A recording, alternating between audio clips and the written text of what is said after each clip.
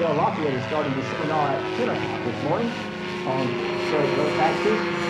All your questions can be answered in that forum.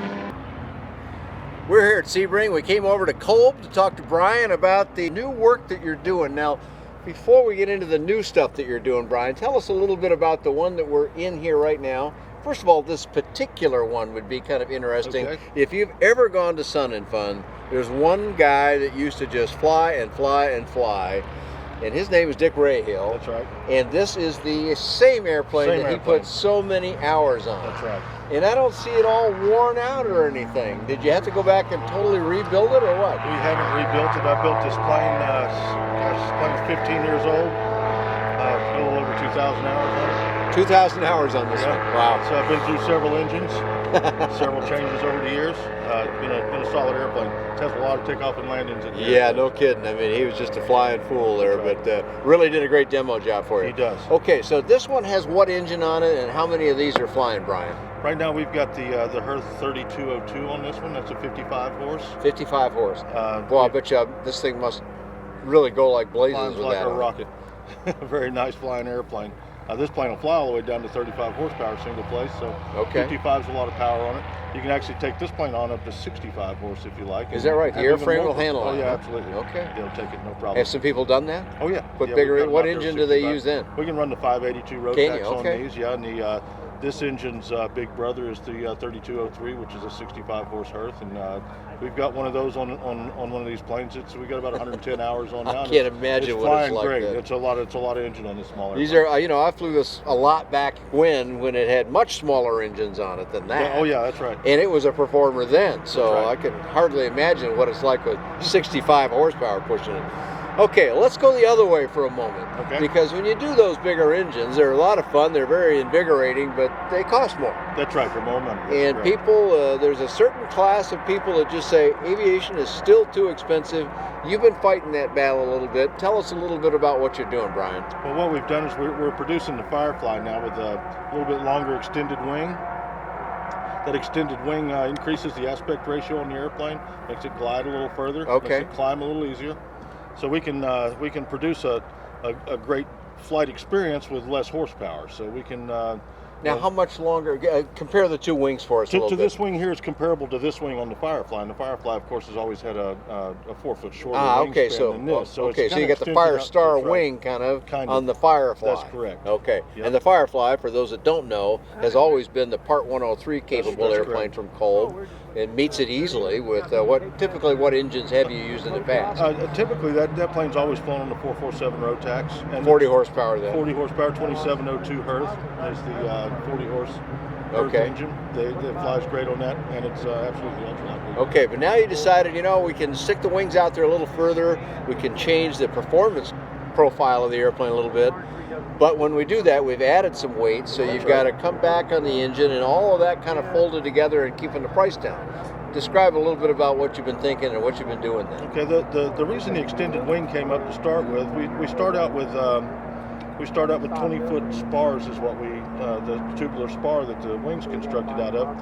So we're cutting those down to 8 foot apiece for the wings, for the shorter wings for the Firefly. So you got 4 foot of scrap laying there.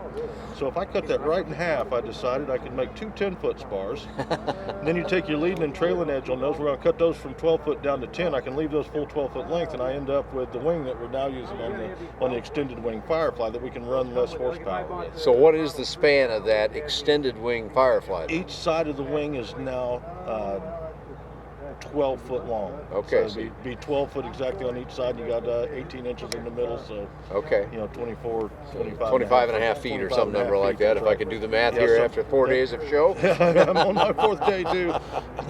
so yeah, it's quite a bit more wingspan than we had before. Each individual wing before. Yeah, that's it was like 22 feet before or something, that's right. wasn't It was, so now it's 3.5 feet more. That's right. That's quite a bit more It's a lot sticking more out weight, there. that's right. But that adds some weight. So what did you have to do? It did add just a slight amount of weight, not a lot, but just enough where the 40 horse was a little much engine to go on it, and really the extended wing was to be able to lower the horsepower and bring that weight down a little bit. So right now we're running the 28 horse Hirth on that, which is Okay. the F33. F33, yeah, that engine's been around a long We've, time and has been used on a number of different ultralights, That's and correct.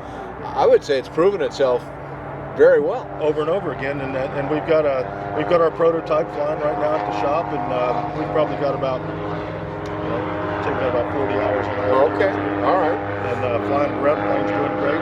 Got a lot of groundwork done on it. How does it feel different than a 40 horse short standard wing? I'll call it, but shorter wing. I'm actually feeling no climb difference between the two with the extended even wing. though you've got that much less horsepower. That's right. The wing makes up for it, gets you a little more lift, and you can you can fly. You got a much lower stall speed, so we dropped the stall speed down about 8 miles an hour with the longer wing.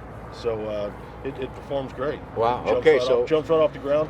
Probably gets off the ground a little quicker than the 40 horse. Is that right? Yeah. Wow. So that's quite a statement there. Yeah. And the engine also costs you less money. That's right. That's quite a bit less money. So what are you aiming for? If you could have all your ducks lined up in a row like we all try and do, what do you think you'd be able to deliver to a customer? Yeah, it's hard to put a price on it right now because these videos go on so long when we do them. We understand. Things will change, folks. Check with Brian. But what's your right goals now, today? Your Firefly's about a $10,000 kit, and you don't need much instrumentation with a single cylinder engine. It gets real simple, real simple. So you're going to have about less than $20,000 in a plane. That with the 447, you're going to have 24 in it this time. Okay, so you can that's shaving a pretty good amount off of it then. That's right. And again, folks, we'll just caution you, check with Brian. If you're watching this some years later, those numbers might have changed somewhat, but that's a good target. And now we're talking about, this is a Kolb. I mean, this is the way Kolbs have always flown very, very well. They're nice flying airplanes. So you're not talking about something that's kind of questionable in the air. You're talking about an old, reliable airplane that has been flown to the blue blazes at a very respectable price point. I wish you the best at getting to that number. Yeah, I appreciate that. We're sure trying. There will be people out there that will embrace that, I'm sure. Now, this is still a kit, so or are you going to fully build it? Because you can if it's part we can take those to complete build, and that plane, it's going to be an additional $5,000 to take one to completion for somebody if they want one. Okay, well, that's not really too bad if you want a lower price airplane, but you don't have the time. That's right. Well, that probably means you've got some budget to work with then. You can pay a little more to have it professionally done, or you can build it yourself. How many Kolb kits have ever been delivered? Do you have a handle on that number? We're probably quite a bit over 8,000. 8,000. I mean, think about that, folks. There's not very many airplane companies that can say that. So pretty much, if you want to buy a kit, you fellows know how to support that kit building effort. Not our first aircraft. Excellent stuff. Well, I love the Kolb. I think I've flown every single Kolb there ever was. So how do we find you on the web? Get some more information. Just we'll put it up on the screen for everybody. It's kolbaircraft.com, KOLB aircraft.com. All right. We have an awesome website. It's easy to find us there. All right. London, Kentucky, at London Corbin. Still at that same airport. Yep, we're here. Right outside the park. Actually, you're sort of inside the park there, aren't you? Yeah, right. I came there and visited you once, and it was a very beautiful place, so I'm glad you're still there. You can get lots more about all kinds of affordable aviation on BuyDanJohnson.com. Thanks for joining Brian and I here at Sebring.